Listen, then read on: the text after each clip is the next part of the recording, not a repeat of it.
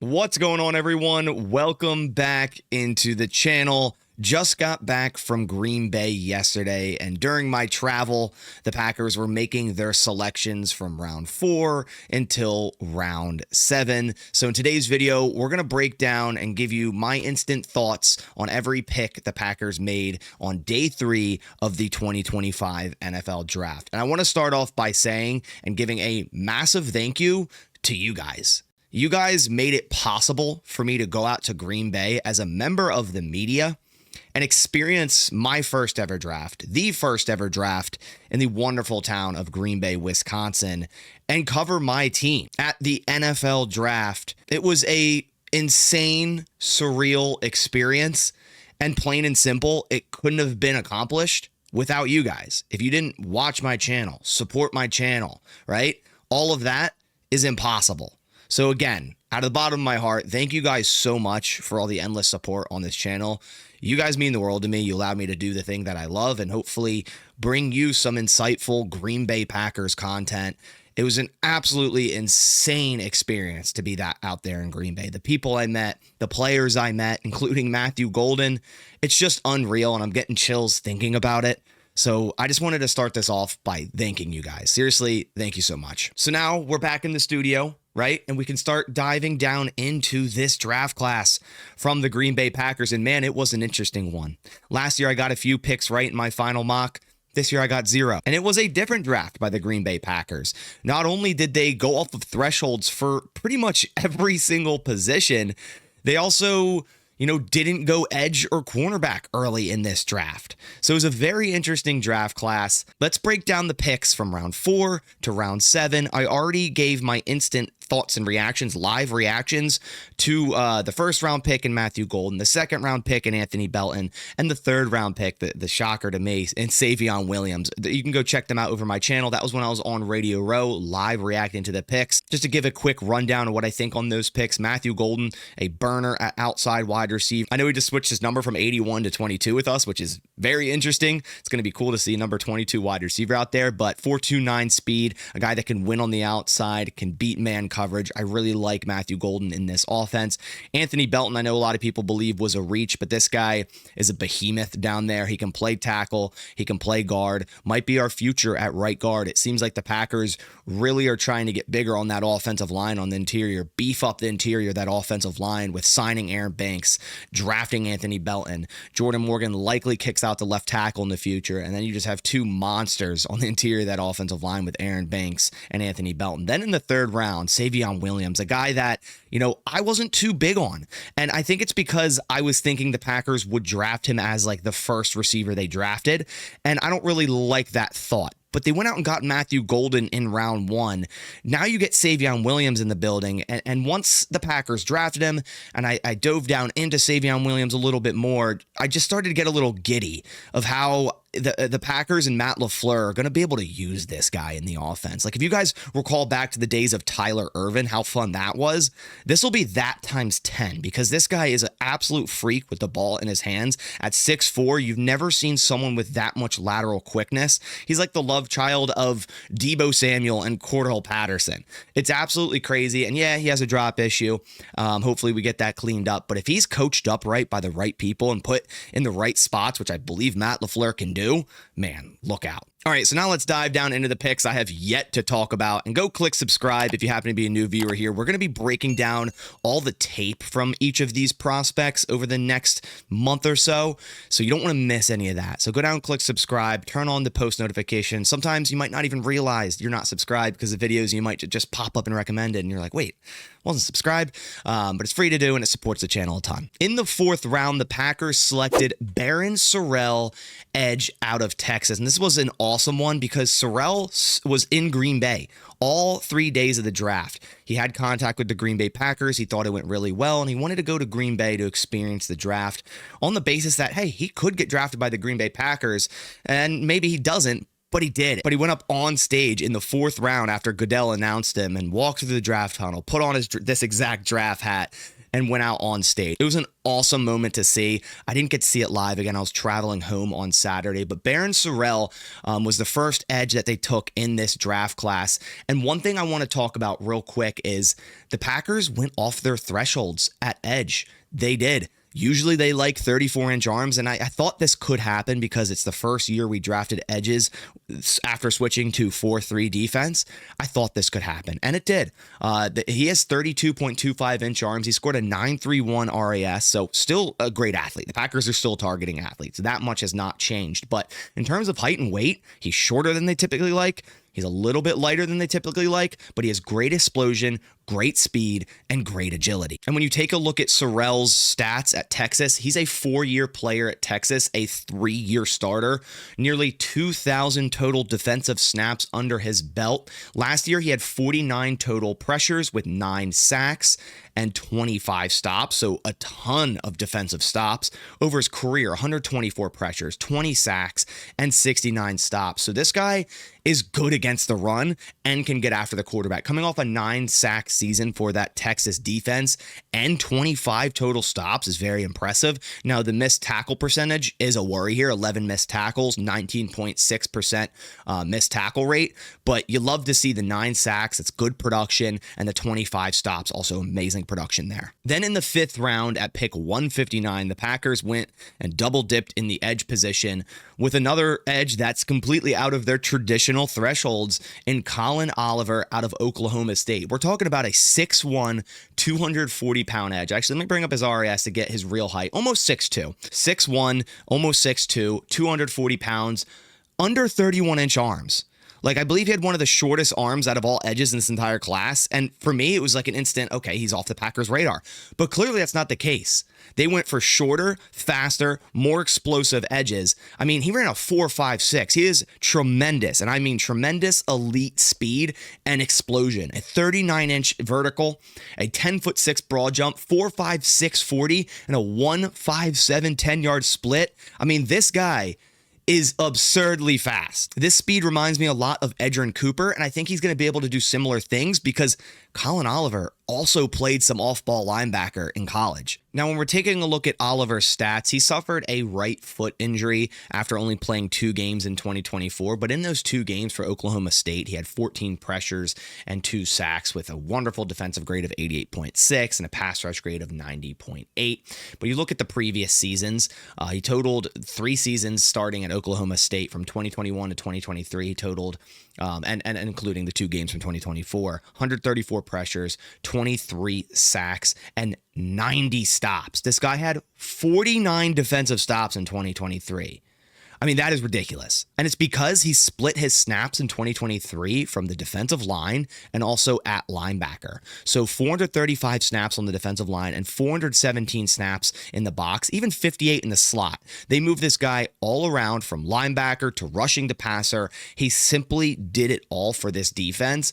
And I think this is a very, very underrated pick. I thought it would be completely off the Packers' radar just because they just don't draft edges that are that small. But when you take a look at his profile and what he did for the Oklahoma State defense at off-ball linebacker and at edge, it just gives Edgerrin Cooper resemblance. And if you get a guy that can kind of do what Edgerrin Cooper does as well, and you get him in the 5th round, then you have Edgerrin Cooper there, you have Colin Oliver, now you have Lucas Van Ness hopefully takes a jump, Rashawn Gary, you know what you have from him, Brenton Cox Jr., right, Barryn Sorrel.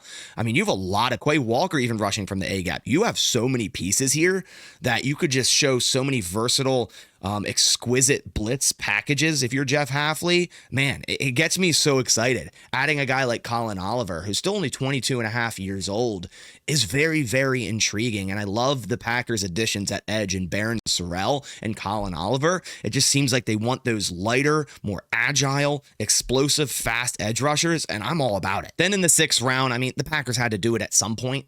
They had to get a Georgia defender, and they went with Warren Brinson, defensive tackle out of Georgia. 6'5", 315 pounds. Let me bring up his RAS. Yep, 6'5", 315 pounds, which is elite size for a defensive tackle. He scored a 9.1 RAS with great explosion. Can you see the trend here with the defensive linemen the Packers brought in?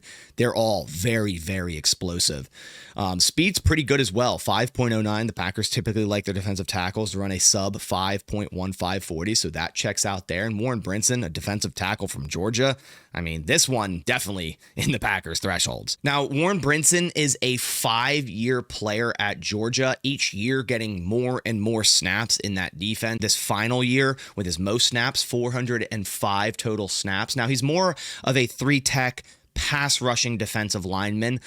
This isn't our nose tackle replacement. The Packers did get Nazir Stackhouse as an undrafted free agent, where I think he kind of plugs into that role. We'll see how everything goes down. I'll make a full undrafted free agent video as well here soon. But Warren Brinson in Georgia for 2024 had 16 total pressures, 2 sacks, and 18 stops over his 5-year career, which again, only really a couple years with meaningful snaps. 63 total pressures, 6 sacks, and 41 total stops. I like the upside here as a 6th-round pick, getting another 3-tech defensive lineman to add into the rotation of Devontae Wyatt, Carl Brooks, Colby Wooden, Kenny Clark. I really like the additions at edge, and then adding another explosive defensive lineman into this front four. You can't be mad at that. Then in the 7th round at pick 237, the Packers had 2 7th-round picks, and they didn't make a single trade in this draft, which is a shock to me. Gutekunst basically mentioned that, yeah, he had the option trade down to round 1, but they loved Matthew Golden, and no one called to trade in round 2, so then he just went with Anthony Belton. I don't know if they had other options to trade in the draft, but it seems like the board fell the way they wanted it to. And in the first pick in the 7th round, for their first pick, should I say, they went Micah Robinson, cornerback out of Tulane. Another one that doesn't really fit their thresholds. And I like this, guys. Like, obviously I made all the videos with the Packers thresholds, and that's going off of data that typically was pretty correct over, since 2018, since Gutekunst took over. But it seems like they're switching up a little bit. And I like that, right? Maybe they're just saying, hey, we got to watch these guys play ball, and if we bring ball players onto this football team, we'll be a better football team. We're still going to target athletes because that's what we like, but we're not going to hold our strict thresholds so close to our chest, which I like. I think we can all agree we kind of wanted them to stray away from that a tiny bit. 6.77 RAS, so not a wonderful athlete by any means. He's very light, right? 5'10", almost 5'11", and 183 pounds is not traditionally a corner that I would think the Packers would go after. Shuttle was very poor at 4.55, but he does have elite speed, and the Packers added some damn good speed in this draft with obviously Matthew Golden. Savion Williams runs a lot faster than his 40 time shows.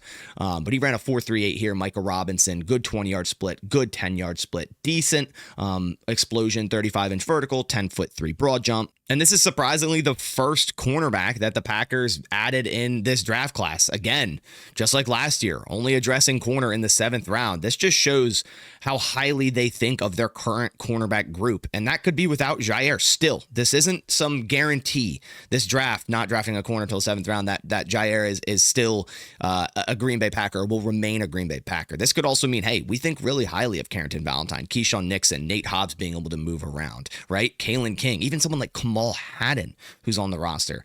That's what that could mean. But here, Micah Robinson, 4-year player at Furman, transferred to Tulane in 2024, and clearly had his best season. An 84 overall defensive grade. Really good against the run. He made 35 total tackles, 13 stops. He forced a fumble. And then in terms of coverage, he allowed 22 receptions on 47 targets, a very low 46.8 reception percentage, 252 yards. He allowed 1 touchdown, had 2 interceptions, had 4 pass breakups, and only allowed a passer rating of 52.8. This was by far his best season. His 4 years at Furman allowed, a greater than 87 passer rating every single year. Then transferred to Tulane here and just had an awesome season. And he is an outside cornerback. He's had over 1,800 snaps at boundary corner in his college career, only 13 in the slot. So this is just more boundary cornerback depth for the Green Bay Packers. A guy that has, elite speed, a guy that played very well for Tulane in 2024 and is a very good tackler as well. Then with their final pick, they went with another offensive lineman, and it was John Williams out of Cincinnati. We seen 2020, he was redshirted, played in 4 games of reserve. In 2021, played in 12 games with 3 starts at left tackle. 2022, more of a reserve. And then 2023 and 2024 started 12 games in both years, so 24 total games at left tackle. And if you look at his athletic profile, another athletic offensive lineman that can play tackle and can play guard. He has the same arm length as Anthony Belton, 33.88-inch arms, 6'4", 322, a little bit smaller than Belton. You see Belton here, 6'6", 336. So traditionally you would think, okay, Belton's going to be the left tackle, right? I think John Williams is another versatile depth piece that can play tackle, can play guard. And I think Belton might just be our future at right guard and Jordan Morgan our future at left tackle. That's where I think they're going there. They want just absolute movers in the inside of this offensive line for the future because they beefed up. I mean, they're starting to draft heavier offensive linemen than they traditionally do. Even with John Williams at 322 pounds. Good speed as well there. 40-yard dash is good. Agility is good. And he has the arm length if you wanted to kick him out to tackle. John Williams is a guy that I thought would go much sooner than the 7th round. So I think this is also very, very good value. You see a 5-year player at Cincinnati, just really the last 2 years, seeing starting snaps, over 1,600 snaps the last 2 seasons. This last season, an 86.3 pass block grade, an offensive grade overall, 75.3, run block grade, 65.7. He only allowed 1 sack, 1 hit, 6 hurries, and only 8 pressures in 12 games in 2024. And we see it's all at left tackle. So 2020 red shirt, 2021, 2022 minimal snaps, but at left tackle, a tiny bit at right tackle. Then of course 2023 and 2024, all of his snaps were at left tackle. So that's the official 2025 Green Bay Packers draft class. Was it a lot different than I thought it would go? Yes. But does that mean it's a bad one? No, I'm actually very fond of this draft class. I feel like we added a lot of interesting pieces to not only the offense and defense, fun players that the coaching staff is going to have so much fun using. Guys like Matthew Golden, Savion Williams, and on the defense, guys like Collin Oliver and Barryn Sorrel, what you can do with both of them. And then to add that, just getting bigger in the trenches with Brinson, Anthony Belton, John Williams, adding good depth to those positions. I really, really like this draft class. I really do. I think it's an underrated one. I think from the outside looking in, some people might go, what in the world, or what is this draft class? But that's what happens every year for the Green Bay Packers. And some people might not be happy that they didn't go edge until the 4th round, but the Packers are very happy with their current edge room. Obviously, they added 2 more pieces in this draft class, or that they didn't go corner until the 7th round. They're obviously very content with who they have at cornerback right now. Adding 2 wide receivers says a lot. Christian Watson, Romeo Doubs on the last year of their rookie deal. Watson might not even be able to play this year. It's an option, right? They added McCole Hardman in the offseason, but I think at this point he's not going to make the roster, and it's going to come down to Bo Melton and Malik Heath fighting for a spot, maybe. But Tay Wicks is going to be on the roster. Maybe they shop Romeo Doubs. Obviously, Jaden Reed's going to remain on the roster as our slot guy, but adding Matthew Golden and Savion Williams into that receiver room, man, I'm excited for that. Let me know your thoughts down in the comments below. I'll probably do a video grading the other NFC North teams' drafts. If you want me to do that, leave a like down below. I usually don't like to do draft grades too much, but I also want to, kind of just give my evaluation of the other NFC North drafts and whatnot. So really appreciate you guys coming by to the channel. Again, I'll release an undrafted free agent video here soon. If not later today, I'll do it tomorrow, and then we'll start breaking down these prospects. Really appreciate you guys coming by to the channel. I'll catch you on the next one. And as always, go Pack Go.